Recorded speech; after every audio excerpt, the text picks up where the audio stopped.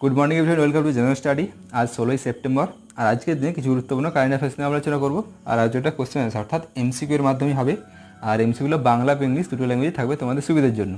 আর এই পিডিএফটা রেডি করা আছে, যে লিঙ্ক দেওয়া আছে তোমরা ডাউনলোড করে নিতে পারো। আর পিডিএফের মধ্যে অ্যান্সারগুলো অন্য কালার দিয়ে হাইলাইট করা আছে, যাতে তুমি পরে যদি পিডিএফটি ডাউনলোড করে যে কোনো সময় রিভাইজ করতে চাও তো তোমাদের কোনো অসুবিধা হবে না। তো চলো শুরু করা যাক। শুরু করার চ্যানেলটা অবশ্যই সাবস্ক্রাইব করে নিও ডেলি কারেন্ট অ্যাফেয়ার্স এবং জেনারেল সায়েন্সের আপডেটের জন্য। তো আজ 16ই সেপ্টেম্বর, আর এই দিনটি international Day for Preservation of Ozone layer, অর্থাৎ ওজোন লেয়ারের সংরক্ষণের বিষয়ে এই দিনটি সেলিব্রেট করা হয়ে থাকে পুরো পৃথিবী জুড়ে। কবে? 16ই সেপ্টেম্বর।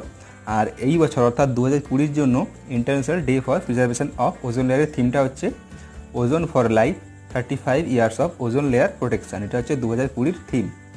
আর প্রথম হয়েছিল 1987-এ 1987-তে 24টি দেশ মন্ট্রিয়াল প্রোটোকলের মাধ্যমে প্রথম উপলব্ধি করে যে ওজোন লেয়ার প্রিজার্ভেশন অর্থাৎ সংরক্ষণের প্রয়োজনীয়তা রয়েছে।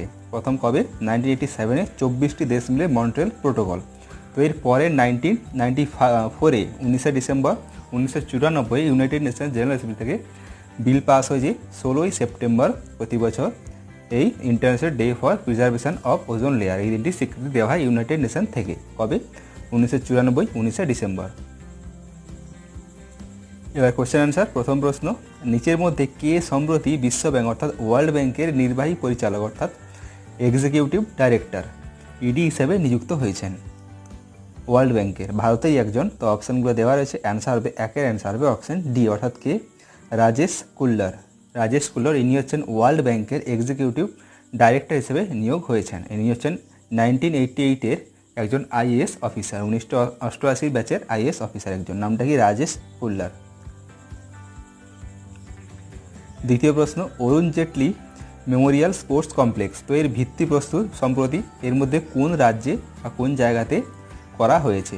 ভিত দেওয়া হয়েছে এই অরুণ জেটলি মেমোরিয়াল স্পোর্টস কমপ্লেক্সের কোন রাজ্যে বা কোথায়? তো অপশান হচ্ছে গুজরাটে, জম্মু কাশ্মীর, আসামে, অপশান হচ্ছে বিহারে। তো দুইয়ের অ্যান্সার হবে অপশান বি, কোথায়? জম্মু কাশ্মীরে করা হয়েছে। আর জম্মু কাশ্মীরের কোথায়? কাঠুয়া জেলার হীরানগর জায়গাটিতেই অরুণ জেটলি মেমোরিয়াল স্পোর্টস কমপ্লেক্সের ভিত দেওয়া হয়েছে, তৈরি হচ্ছে, under construction. Question number 3, US open 2020 2020 man single, তো এর বিজয়ী নামটা কি? তো অপশানগুলো দেওয়া রয়েছে, তিনের অ্যান্সার হবে অপশান বি, অর্থাৎ নামটা কি? ডোমিনিক থাইয়েম।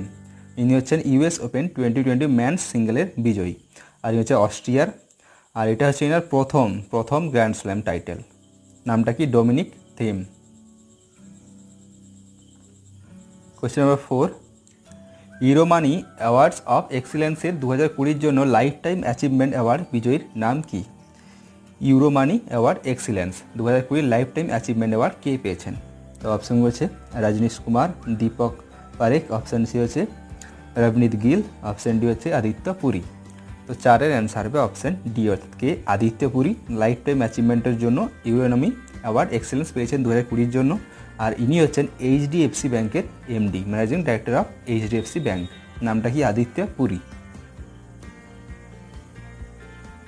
কোয়েশ্চেন নাম্বার 5, রাসায়নিক এবং সার মন্ত্রী ডিভি সদানন্দ গাওড়ে, তো এনার ঘোষণা অনুসারে কোন বছরের মধ্যে ভারত সরকার সার উৎপাদনের ক্ষেত্রে স্বনির্ভর হবে? অর্থাৎ ভারত তার নিজের দেশেই নিজের প্রয়োজনীয় সার সেগুলো উৎপাদন করতে পারে, স্বনির্ভর আত্মনির্ভর ভারত। কে ঘোষণা করেছেন? রাসায়নিক এবং সার মন্ত্রী ডিভি সদানন্দ গাওড়ে। তো টার্গেট বছর কোনটা? তো অপশন হচ্ছে 2025, 23, 22, 24।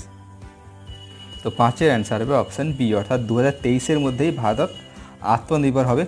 কোন বিষয়ের ক্ষেত্রে? সার উৎপাদনের ক্ষেত্রে স্বনির্ভর হবে।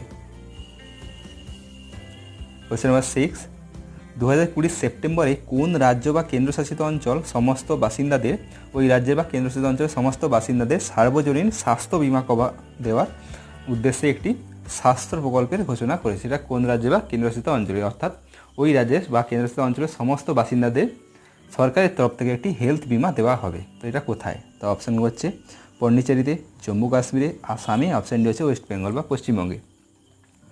তো ছয়ের অ্যান্সার হবে অপশান বি, কোথায়?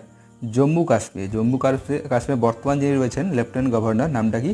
মনোজ সিনহা। তো তিনি অ্যানাউন্সমেন্ট করেছেন যে জম্মু কাশ্মীরের সমস্ত বাসিন্দাদের সরকারের পক্ষ থেকে একটি হেলথ কভারেজ বা বিমা দেওয়া হবে। আর এর জন্য সরকারের পক্ষ থেকে 123 কোটি টাকা বরাদ্দ করা হয়েছে। 7 নম্বর Sri Chitra Tirunal Institute for Medical Science and Technology. তো এটি কোথায় অবস্থিত, এই ইনস্টিটিউটটি কোথায় রয়েছে, যেটি সম্প্রতি ডিপ ভেন থ্রম্বোসিস ডিভিটি প্রতিরোধের একটি ডিভাইস তৈরি করেছে। তো কোন institute? Sri Chitra Tirunal Institute for Medical Science and Technology. তো এটা কোথায় রয়েছে? তো অপশানগুলো হচ্ছে তিরুবনন্তপুরম, অপশান বি হচ্ছে কোল্লাম, বেঙ্গালুরু, কোচি। তো 7-এর অ্যান্সার হবে অপশান এ, অর্থাৎ কোথায় রয়েছে? তিরুবনন্তপুরমে এই ইনস্টিটিউট রয়েছে, Sri Chitra Tirunal Institute for Medical Science and Technology, যেটা সম্প্রতি ডিভিটি প্রতিরোধের জন্য, ডিপ ভেন থ্রম্বোসিস প্রতিরোধের জন্য একটি ডিভাইস তৈরি করেছে।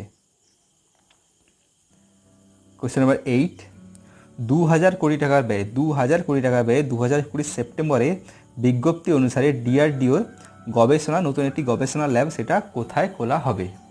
আর যার জন্য কত পরিমাণ অর্থ ব্যয় হবে? 2000 কোটি টাকার ডিআরডিওর একটি গবেষণা ল্যাব কোথায় খোলা হবে? তো অপশানগুলো হচ্ছে ওয়েস্ট বেঙ্গলে, তেলেঙ্গানাতে, মধ্যপ্রদেশে, অপশান ডি হচ্ছে গোয়াতে। তো 8-এর অ্যান্সার হবে অপশান সি, কোথায় হবে? মধ্যপ্রদেশে হবে, যার জন্য 2000 কোটি টাকা ব্যয় হবে ডিআরডিওর একটি নতুন গবেষণা lab. Question number 9, artificial intelligence space AI স্পেসের সুযোগ অর্জনের জন্য কোন সংস্থা নেভিডিয়া নেভিডিয়া নেটওয়ার্কের সঙ্গে হাত মিলিয়েছে বা পার্টনারশিপ করেছে? তো অপশান হচ্ছে ইনফোসিস, ইউপ্রো, টিসিএস, এইচসিএল টেকনোলজিস। তো 9-এর অ্যান্সার হবে অপশান ডি, কোন সংস্থা? এইচসিএল টেকনোলজি নেভিডিয়ার সঙ্গে পার্টনারশিপ করেছে কিসের জন্য? আর্টিফিশিয়াল ইন্টেলিজেন্স স্পেসের সুযোগের জন্য। 10 নম্বর, রিলায়েন্স ইন্ডাস্ট্রি লিমিটেডের পরে 9 লক্ষ কোটি টাকার বেশি বাজার মূল্যের কোন কোম্পানি, ভারতীয় কোন কোম্পানি বর্তমানে পজিশনে রয়েছে? আর এর পর রিলায়েন্স ইন্ডাস্ট্রির পরেই কোন কোম্পানি যেটা 9 লক্ষ কোটি টাকা যেটা মার্কেট ভ্যালুয়েশন পেরিয়ে গিয়েছে? তো অপশন হচ্ছে HDFC Bank, Hindustan Unilever, Tata Consultancy Service, option হচ্ছে Reliance Industry Limited. Reliance already 1 নম্বরে রয়েছে। তো এরপরে দ্বিতীয় যে কোম্পানি ভারতে সেটা হচ্ছে অপশন সি, অর্থাৎ টিসিএস, টাটা কনসালটেন্সি সার্ভিস, যেটা হচ্ছে যার মার্কেট যে ভ্যালু সেটা হচ্ছে 9 লক্ষ কোটি টাকাও বেশি পৌঁছে গিয়েছে। 11 নম্বর, ভারতবর্ষে জন্মগ্রহণকারী শিয়া পণ্ডিত যিনি হচ্ছেন, নামটা কি? আল্লামা জামির আখতার নকভি, যিনি সম্প্রতি মারা গিয়েছেন। তো তিনি কোন দেশের সঙ্গে সম্পর্কিত বা কোন দেশের বাসিন্দা? যার জন্ম হয়েছিল কিন্তু ভারতবর্ষেই, একজন শিয়া পণ্ডিত, নামটা কি? আল্লামা জামির আখতার নকভি। তো অপশন হচ্ছে আফগানিস্তান, নেপালে, পাকিস্তান, অপশন ডি হচ্ছে বাংলাদেশ। 11-এর অ্যান্সার হবে অপশন সি, অর্থাৎ তিনি হচ্ছেন পাকিস্তানের বাসিন্দা। আর 76 বছর বয়সে হার্ট অ্যাটাকে তিনি সম্প্রতি মারা গিয়েছেন। তিনি একজন স্কলার বা পণ্ডিত বিখ্যাত। 12 নম্বর, অর্থনৈতিক এবং সামাজিকভাবে নারীদের ক্ষমতায়নের জন্য কোন রাজ্য সরকার ওয়াইএসআর আসারা নামের একটি কার্যক্রম শুরু করেছে বা স্কিম বলা যেতে পারে? ওয়াইএসআর আসারা নামের স্কিম শুরু করেছে কিসের জন্য? অর্থনৈতিক এবং সামাজিকভাবে নারীদের ক্ষমতায়নের জন্য, ওমেন এম্পাওয়ারমেন্টের জন্য। তো অপশন হচ্ছে অন্ধ্রপ্রদেশে, তেলেঙ্গানাতে, তামিলনাড়ুতে, অপশন ডি হচ্ছে কেরালাতে। তো 12-এর অ্যান্সার হবে অপশন এ, অর্থাৎ অন্ধ্রপ্রদেশে শুরু হয়েছে এই প্রকল্পটি, যেটার নাম কি? ওয়াইএসআর আসারা। আর লঞ্চ হয়েছেন কে? ওয়াইএস জগনমোহন রেড্ডি, অন্ধ্রপ্রদেশের সিএম, চিফ মিনিস্টার। 13, 2020 সেপ্টেম্বর নিম্নলিখিত কোন সংস্থার জন্য foreign contribution regulation act FCRA নিবন্ধন দেওয়া আছে, আর যার মাধ্যমে এই FCRA এর জন্য বিদেশি যে অনুদানগুলো সেগুলো এই সংস্থা গ্রহণ করতে পারবে? তো কোন সংস্থা বা কোন জায়গাতে? গোল্ডেন টেম্পল, তাজমহল, জামা মসজিদ, অপশন ডি হচ্ছে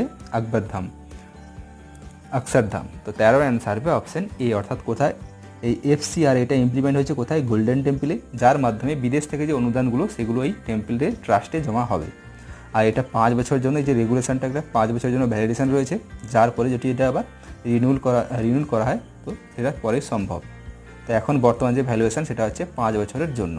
foreign contribution regulation act FCRA কোথায় হয়েছে? ইমপ্লিমেন্ট করা হয়েছে গোল্ডেন টেম্পলে, যার মাধ্যমে বিদেশি অনুদানগুলো এই মন্দিরের ট্রাস্ট গ্রহণ করতে পারবে। 14, কোন দেশের সরকার নকল তথ্য এবং সোশ্যাল মিডিয়ায় ছড়িয়ে পড়া গুজব রুখতে বা গুজব বন্ধ করার জন্য আসল চিনি বা রিয়েল সুগার নামের একটি ক্যাম্পেইন বা প্রচার শুরু করেছে? আসল চিনি বা রিয়েল সুগার। তো অপশানগুলো হচ্ছে Indonesia, Bangladesh, Nepal, option D Sri Lanka. তো 14-এর অ্যান্সার হবে অপশান বি, অর্থাৎ কোন দেশ? বাংলাদেশ তার গুজবগুলো ভুল বা প্রমাণ করার জন্য আসল চিনি বা রিয়েল সুগার নামে একটি ক্যাম্পেইন শুরু করেছে সোশ্যাল মিডিয়াতে। তো এগুলো ছিল আজ কিছু গুরুত্বপূর্ণ কারেন্ট অ্যাফেয়ার্স। ভিডিওটি ভালো থাকে লাইক করে দিও, শেয়ার করে দিও, আর কমেন্টে জানিও। কোশ্চেন কিছু জানতে বলা থাকলে কমেন্টে তোমরা জানতে পারো। তো চলো, থ্যাংক ইউ। জয় হিন্দ, জয় Bharat, stay home and stay safe.